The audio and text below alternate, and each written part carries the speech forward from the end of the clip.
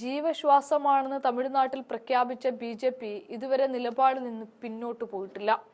സ്വന്തം സ്വത്വം സംരക്ഷിക്കാൻ ബി.ജെ.പിക്ക് മുന്നിൽ പോരടിക്കുകയാണ് തമിഴ് മക്കൾ. ത്രിഭാഷാ നയമാണ് തമിഴ്നാട്ടിൽ ബി.ജെ.പി. നടപ്പിലാക്കുന്നത്. തമിഴിന് പുറമെ ഇംഗ്ലീഷിലും ഹിന്ദിയിലും നിർബന്ധമാണ് എന്നാണ് കേന്ദ്ര സർക്കാരിന്റെ വാദം. എന്നാൽ സായിപ്പിനെ കാണുമ്പോൾ കവാത്ത് മറക്കുന്ന പരിപാടിയാണ് ബി.ജെ.പിയുടെയും കേന്ദ്ര സർക്കാരിന്റെയും എന്ന് കാണാം. ബി.ജെ.പി. ഭരിക്കുന്ന മഹാരാഷ്ട്രയിലെത്തുമ്പോൾ ഈ ത്രിഭാഷാ നയമൊന്നും ബി.ജെ.പിക്കില്ല. മഹാരാഷ്ട്രയിൽ ഹിന്ദിയുടെ കാര്യത്തിൽ ദേശീയ വിദ്യാഭ്യാസ നയവുമായി ചെല്ലുമ്പോൾ ദക്ഷിണേന്ത്യൻ തമിഴ്നാട്ടിൽ എടുത്ത കടുംപിടുത്തം ബി.ജെ.പിക്കാർ മറന്നു പോവുകയാണ്.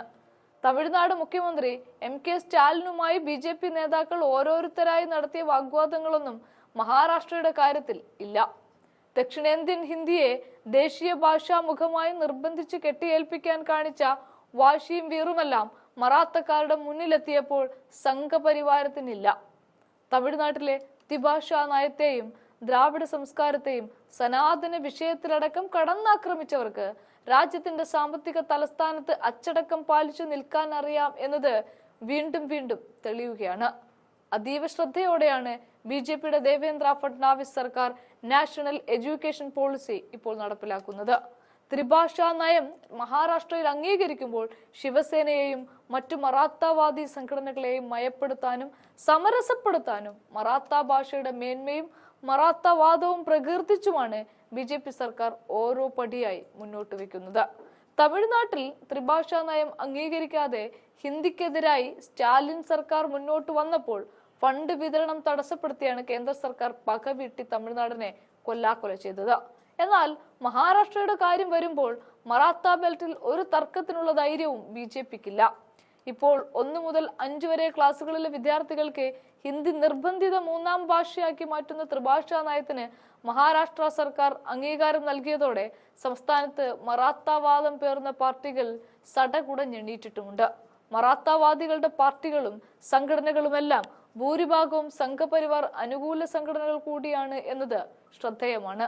മറാത്താവാദം ഉയർത്തി ബാൽ താക്കറെ രൂപീകരിച്ച ശിവസേന 2 കഷ്ണമായി മാറിയെങ്കിലും അടിസ്ഥാന തത്വത്തിൽ രണ്ടിനും മാറ്റമില്ല. ഉദ്ധവ് താക്കറയുടെ ശിവസേന പ്രതിപക്ഷത്തിരുന്നുകൊണ്ട് ബി.ജെ.പിയെ മഹാരാഷ്ട്രയിൽ തളയ്ക്കാൻ കിട്ടിയ ഒരവസരമായി വിഷയത്തെ കാണുമ്പോൾ ബി.ജെ.പിക്കൊപ്പം പോയ ഏകനാഥ് ഷിൻഡെയുടെ ശിവസേന ഹിന്ദി വിഷയത്തിൽ ബി.ജെ.പിയുമായി കൊമ്പ് കോർക്കുന്നുണ്ട്. ഭരണത്തിലായതിനാൽ മുന്നണിയിൽ തളക്കപ്പെട്ട അവസ്ഥയിലൂടെയാണ് ഷിൻഡെ ശിവസേന പോകുന്നത് എങ്കിലും മറാത്തക്കാരുടെ മാനം കളയുന്ന പരിപാടിക്ക് നിൽക്കില്ല എന്നും ഷിൻഡെ പ്രഖ്യാപിച്ചിരിക്കുകയാണ്.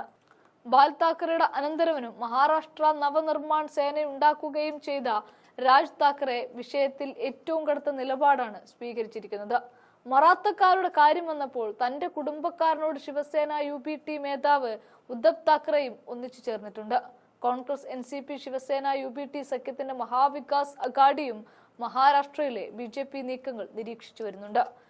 സംസ്ഥാനത്ത് സ്കൂളുകളിൽ ഹിന്ദി അടിച്ചേൽപ്പിക്കുന്നതിനെ ശക്തമായി എതിർക്കാൻ പ്രാദേശിക പാർട്ടികൾക്കൊപ്പം സംസ്ഥാനത്തെ കോൺഗ്രസ് നേതൃത്വവും രംഗത്തെത്തിയതോടെ മഹാവികാസ് അഘാഡിയുടെ നിലപാടും വ്യക്തമായി കഴിഞ്ഞിരിക്കുകയാണ്.